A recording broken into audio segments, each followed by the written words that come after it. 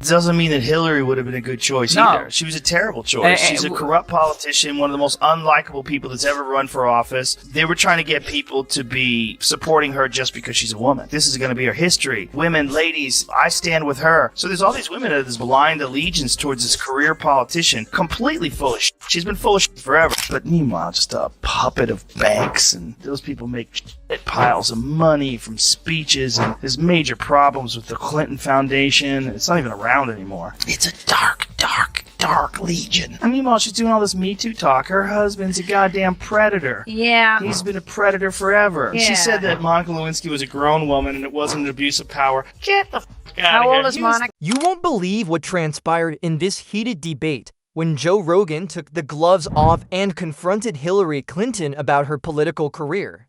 She really did say that. Yeah, she really did say that after she just got done Gaddafi and then laughed about it. We came, we saw, he died. We came, we saw, he died. The fact that any human being would ever do that. By the way he died, that's some dark. Nothing and no one was spared by the man, unraveling her past more quickly than you can say email server. Forever. If you watch the conversation between James Comey, when James Comey testified about what he did and what they found with the Hillary Clinton emails, and then her version of it, she's just a straight liar. Yeah. She deleted 33,000 emails. How the f*** do you do that? And then even worse than that, when they rigged the DNC, they rigged the primaries so that Bernie Sanders was going to lose. She had her people into the DNC. However, we are discussing a woman who may be the most divisive character in contemporary politics. Someone who has spent decades navigating the political system is being criticized more than ever. He was packing stadiums. Yeah. She couldn't even fill a fucking high school gymnasium. Right. She was pulling all the strings, and she had all the favors that she was pulling in, and she had a shit ton of money behind her, and they were completely arrogant, and all the liberal elite in the media thought there was no chance that she was going to lose. She's 95% shoe-in to win the presidency, and she walked around like she was 95%. She already thought she... Rogan was not merely venting. All that Clinton had stood for was being systematically undermined by him. Or perhaps it would be more appropriate to say that she stumbled over everything. Infuriated when people that I knew that I was friends with were trying to tell me that Hillary Clinton was a good choice. And that's the same choice. I'm like, oh, look, I don't know if she's murdered people, but I know that I worry that she's murdered people. That's I really wonder. Like, this Seth Rich. I know first of all, just leave. You don't even need to go there. You know, there's so many other things. There's so many other things that we know for a fact. The Clinton Foundation, for instance. So, from her epic failed presidential attempt to her days in the State Department dodging emails like dodgeballs, Rogan never kept anything back. He used a combination of humor, scathing criticism, and indisputable facts as his weapon of choice, which caused viewers to either nod in agreement or simply shake their heads in shock. And he's actually still kind of good looking. Like, even for an older dude. Yeah, why not? He's still so good looking, and she's just so miserable. She was publicly humiliated, and she thought that her big retribution would become president. I'm running for president, and I'm in it to win it. Become president. Sure. And then that would be it. All water under the bridge. I'm a strong woman. I'm running this country. And then America. You have to ask yourself, how does someone like Hillary continue to appear in spite of scandals and more makeover attempts than a reality TV personality? Rogan does more than simply make fun of her. In doing so, he brilliantly exposes her entire political legacy, forcing us all to reconsider our preconceived notions. It isn't merely a roast. There is absolutely no space for spin given the complete breakdown. Are you interested in seeing more? Remind yourself to subscribe. It keeps me going and guarantees that you won't miss any more videos like this one. Alright, people, if we examine Hillary Clinton's political journey in further detail, you will see why Rogan's criticism felt like a crucial wake-up call. Similar to a winding road, her political journey is full of bends, twists, and a few potholes that some may refer to as gaping chasms.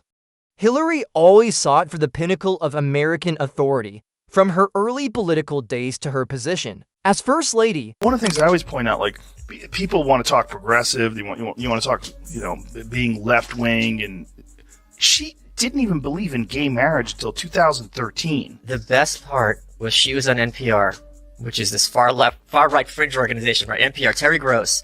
And Terry Gross says, you used to be against gay marriage. Your husband passed DOMA, which made it a federal law that gay marriage won't be recognized by the federal government. And you changed your position. Like, how did that happen? Was it because Americans became... And Hillary's like, well, America changed their point of view. She goes, no, I understand Americans changed their point of view. What was your mental process? And she goes, no, Terry, you're saying that I changed my mind for political purposes, and that's not true. And she starts yelling at her, and it's like, holy shit, you're on NPR, and you think they're too right-wing for you because they're calling you out on your bullshit. Time travel to the 1990s. Hillary Clinton was not only Bill Clinton's wife. She served as a close advisor to him and played a significant role in determining policy during his time in the White House. Do you recall her 1993 leadership of the healthcare reform initiative? How ambitious Hillary's first public policy. Setback, however, was somewhat tainted by a lack of openness and a bad political ploy. And she just basically did a double talk around that, but she's got a lot of whoppers in her name. She said she was named after Edmund Hillary, even though he climbed Mount Everest after she was born. So she's amazing. I love that woman. I love her so much. She's the funniest person on earth. She's a scary lady. She's like a slinky. She's always falling down the stairs. Ah! Yeah, she's the human slinky. How dare you? Yeah. It's an odd duck. It's one of those things where women want a woman to be president so bad. They want one for the team so bad. And then there's so many people from the left that think she has... Joe Rogan also mentioned this, pointing out her later haunting errors and lack of clarity.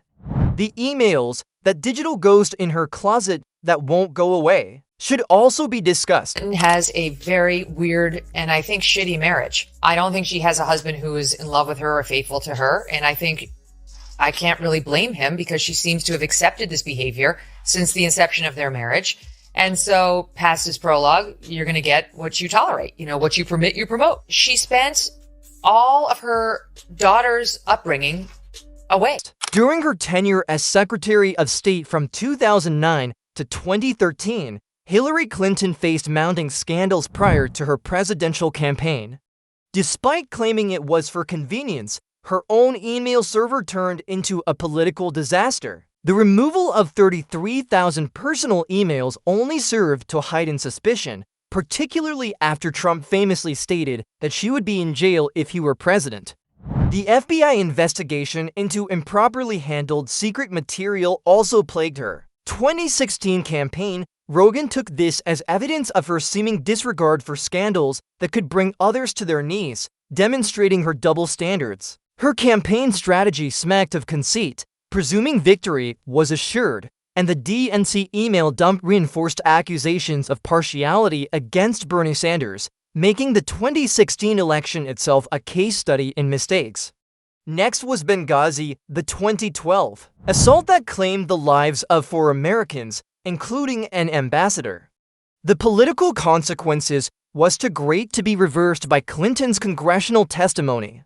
To the left, she was a scapegoat. To the right, she was careless. Rogan made her one of the most divisive personalities in contemporary politics by focusing on these incidents as evidence of bad judgment and dubious responsibility. I was getting shot at. It's like, I can't imagine, I was just talking about lack of empathy, I can't imagine being in a situation where I'm on television and I'm saying things that are so removed from the truth. Right. Like, I can't wrap my head around that. Well, Hillary did the same thing. Well, she's a congenital liar, as she was referred to by the New York Times back in the day. But, and rightly so, but people forget this. She did talk about a firefight that she was involved in. I was under sniper fire, and the worst thing about that people didn't give a shit about, she said when she was in Bosnia, she was under sniper fire. It's like, wait a minute, you're throwing the Secret Service under the bus. Hillary Clinton's career has frequently been characterized by reinvention. As Joe Rogan aptly points out, she supports women's rights, but supports Bill during the Monica Lewinsky controversy, which contradicts her feminist image and makes her seem like a political chameleon to him. Her use of hashtags and memes on modern social media makes her seem forced, like a mom trying to be hip, and Rogan doesn't hide how uncomfortable that is. He believes that her biography, What happened reads more like an excuse fest than a reflection, holding Comey and Russia accountable for campaign blunders and her inability to relate to middle America she was portrayed as out of touch with. Working-class Americans by her wealthy Goldman Sachs speeches and the Clinton Foundation, which was supposed to be a beacon of benevolence, was tainted by donations from foreign countries and issues of influence. It was unclear if her changes on national security and same-sex marriage following 9/11s were motivated by conviction or practicality. She's still viewed as a reminder of past setbacks and political baggage by some Democrats, while others view her as an experienced senior stateswoman. This contradiction is encapsulated by Rogan. Was she misinterpreted and wrongly criticized, or was she simply a cunning politician who mishandled her hand?